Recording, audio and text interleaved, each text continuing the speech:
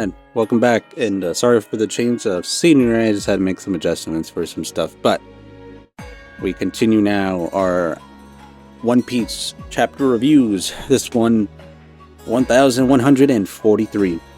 And yeah, let me just say that it is. Oh, let's see which one I can do. There you go. Whatchamacallit. Yeah, this one we got a nice cover photo, or a nice cover picture, whatever you want to call it, of a bunch of the Straw Hats on some flying fish, and that's pretty cool. Yeah, I think it's funny, but here, let me show you. Fucking Jinbei, right there underneath Brook and Robin, and you got Frankie and Usopp. Sanji's by himself. Nami's by herself, Luffy's by himself, and then you got Chopper and Zoro head to head with Luffy, of course. This is pretty cool. I like this nice whimsical looking this kind of type of art. And yeah, I mean, obviously it's not somewhere I think we've ever seen before, but it's basically like their version of like the horse races and stuff like that. And it says there, speed is the weapon, which could this be foreshadowing? Probably not. Probably not at all. Whatchamacallit. But we shall continue. And this one is titled God's Knights.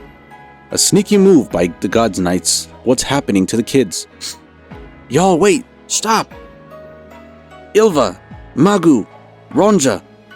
They really are sleepwalking. Huff, huff. What's this white cloth? Where are the kids? What's this white cloth? Where are the kids going? Careful, Saul. That teacher warned us not to touch them. The one that was covered in blood. I know, but it doesn't look like there's anything nearby. And we can't let them keep walking like this. It's dangerous. And then sure enough, he tries to grab them. Let's just get them back to this. Oh, and then he gets stabbed by these invisible fucking spikes around them. Oh, it hurts. What the? Saul, what happened? Did something stab you? I'm calling from the Walrus School. All the students just suddenly fell into a deep sleep, and 9 of them are awake, walking away, but they're still unconscious. Western Village. We have no idea what's causing this. The school children? My kid is there. And you got some other giants chiming in. That's not all. Mysterious beasts have emerged from the forest. Monsters. Are those tykes going to be okay? The kids. The kids were heading towards the eighth branch. Says the Telediction snail, only used within Elbaph. This big ass fucking snail. All this on top of a fire. This is so sudden. Are they going to be okay? What's going on over there? Says Jinbei. The 8th branch. So they mean back there, right? Is everything okay?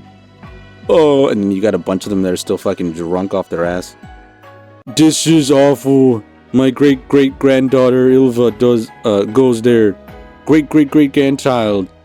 You're all way too drunk. You can't lose your wits at a time like this. And then, woo! Ding, ding, ding. Wow, that was quick. A fire salve has been dispatched. Go fire brigade. We're counting on you. And then sure enough, they see what's there. They're just like, huh? What's that? What? It's a fucking giant Draugr that just fucking slaps them out of the sky. What? And they're all freaking out. Yeah. Did you see that look on the giant's face when the thorns got him? Talk about priceless.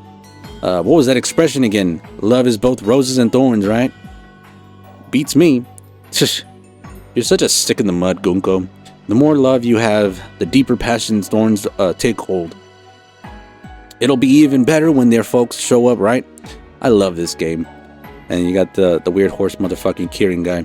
If they try to hug their kids, the thorns will rip them to pieces. The brats won't even want to. Look at them. Look at them after they've been bawling themselves when they realize their folks died right in front of them. Even murder can be moving. And it looks like this is Saint Summer's thorn fruit, which... Why is he able to make invisible thorns? That's fucking crazy. Hold up. Oh. It'll be death by love. That's something to look forward to, am I right? Come on, you're too stock. It's patient. It's pathetic. Sorry. Oh, come on, you're too stoic. It's pathetic. Gunko, what route are you using? The central path. There are other thick branches. And then you got this right here, looking at where they're going. The Walrus School, Owl Library, and she's eating whatever, munch munch. Western Village and the harbor. But making them go all that way will get them to the ocean clouds I saw by the village. To be in the center is to be vulnerable. That's a harsh reality to face, especially when you're too helpless to move. Summers needs salt. Salt? And then he just fucking passes out. Saint Quilman, mythical dragon fruit, model Hillen, a dream materializing man. Rock salt, even the connoisseur, you can wake up now.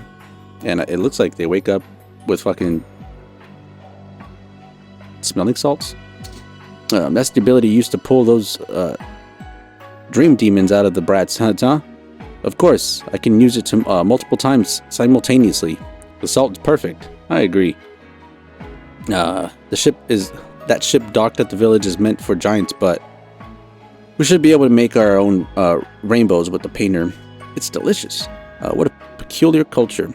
So when we've done that, we just return to the Holy Land and... What's that?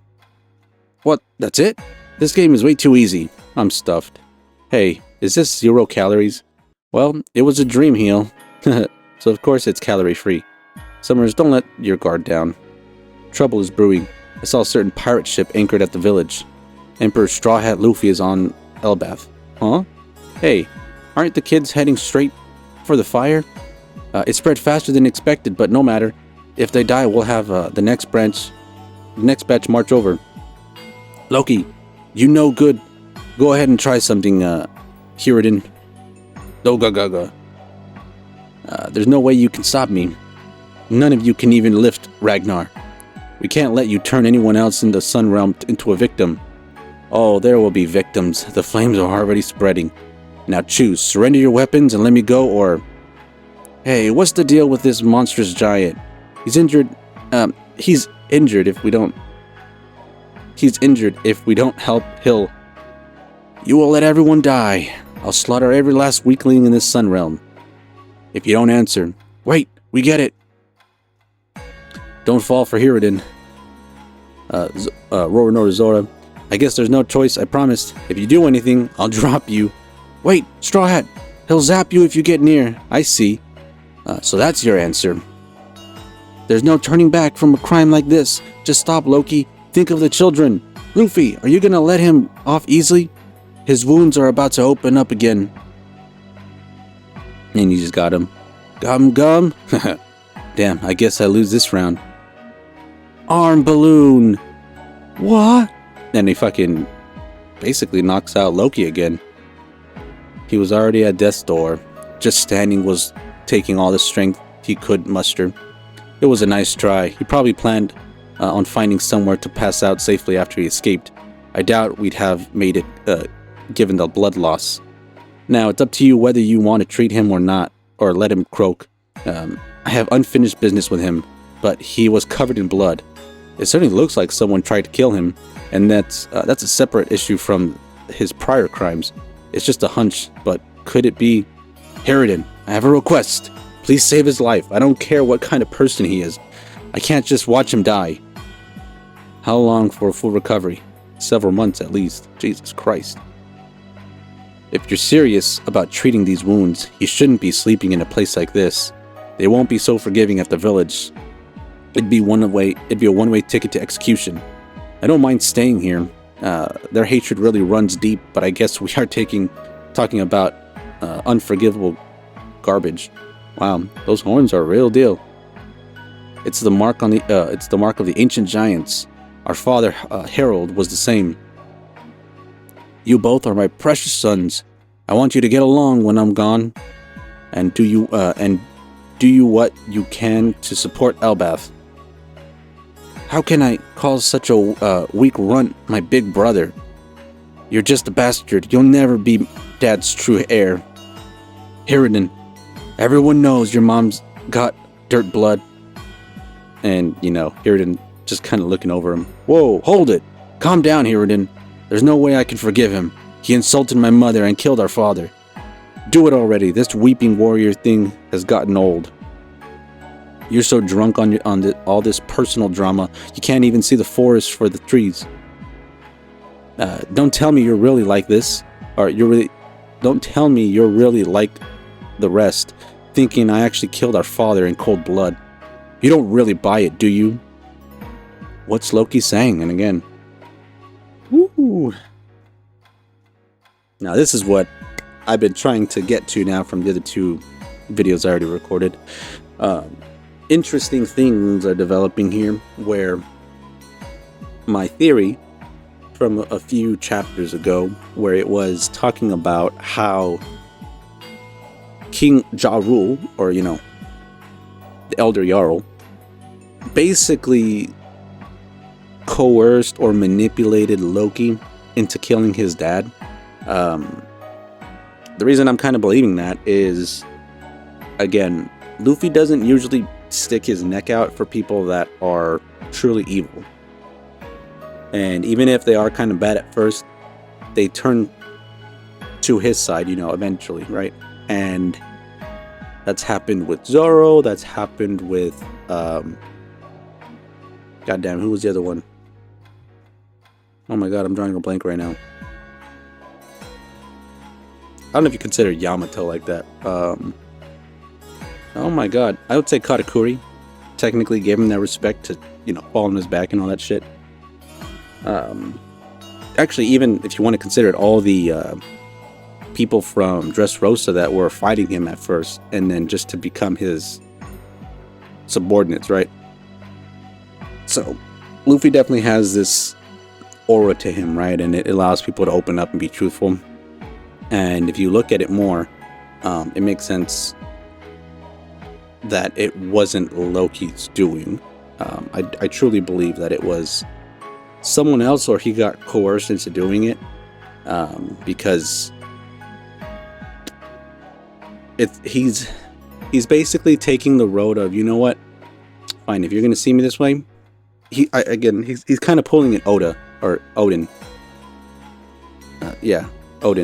where Kinemon tried admitting, like, no, it was my fault that the boar, the mountain god, rampaged in the flower capital, and in doing so, before he could spill the beans, Odin just knocked him out real quick, or hit him on the head, and been like, shut up, and then Odin's just like, nope, it was me, guys, I already had this bad rep, I'll take the heat, it's fine. And again, even when it came to him humiliating himself to try and save his people and his country for 5 years, right? This is basically what Loki is doing. He's kind of like the martyr of his country, right? He's already the black sheep of the family. People already they had prophecies and foretellings that he was evil, right? He's the one that's going to bring the end of the world and the end of Elbaph and shit like that, right? And think about it more and more, and you're like, even Luffy is supposedly gonna bring the end to the Fishman Island, the Ryugu Kingdom. And it makes me wonder, how truthful is that, right? Because yes, I think Luffy will definitely bring about the end of it, but I don't think it's in a malicious tone, right? Or it's ill intent. Seemingly because, hey, as it is, the fishmen want to live at the surface, right? They want to live with everybody else without being secluded the way they are now. And the only way they can go about that is, I guess you could say, destroy Ryugu Kingdom and allow them to live on the surface. The only reason they can't live on the surface, besides all the prejudice, is also, Marijuana, the celestial dragons and all that shit. I could definitely see this all playing out into, guess what, Loki really isn't a bad guy. And as he just says, you don't really buy it, do you? Thinking I actually killed our father in cold blood? I think it's very telling that nope, he didn't do it. And the person that did do it, or even if it was him, it wasn't completely his fault. But hey, that's just my little theory, getting proven a little bit more every day. And kind of side tangent, I was rewatching what was it? Episode 1010? Whatever. The one where Kid, initially does his little assault on the red-haired pirates' subordinate fleet, whatever. And something that Shanks mentions, it's nice to meet an old friend that I thought was, gone or dead or whatever, basically. And just come to find out later on, Scopper Gaban, right? And it's like, he's gotta appear again, especially with the God's Knights terrorizing the kids. He's gotta have some kind of personal vendetta against it as well, because Colin goes to the school, and I don't think he wants his kid being endangered and getting into all that weird God's Knights bullshit with their little game that they like to play, which, if you remember Kuma's backstory, right, on that island that he was on, and what the celestial dragons did, right? They played a game with all the people on there, and they labeled the Buccaneers species as like, hey, these are worth this many points, these other people this many points, and whatever, and the ones that kill the most and get the most points wins the game, right? And they have a bunch of treasure chests there of like all the prizes and shit like that. And that was before it basically got fucked over by the Rocks Pirates. But yeah, I don't think Scopper Gaban is going to be standing for this shit, especially with his son in danger and possibly endangered. Now, it didn't seem like Colin was there, but he could very well be one of the kids in the very back, right? That's all it takes is one slight reference to that, and obviously everybody else is now alerted of what's fucking going on. I feel like maybe next chapter we actually see Scopper Gaban possibly come back. He doesn't seem like the person to sit on his ass, and he was already investigating the stuff that was happening at the castle, because he was hoping to find the enemy, but he ended up finding Luffy, right? But yeah, that's all I got for today. Let me see where that is. So, with that being said, Shinigami signing out. Y'all have a good night, good evening, and good morning. We'll see you next time. Bye.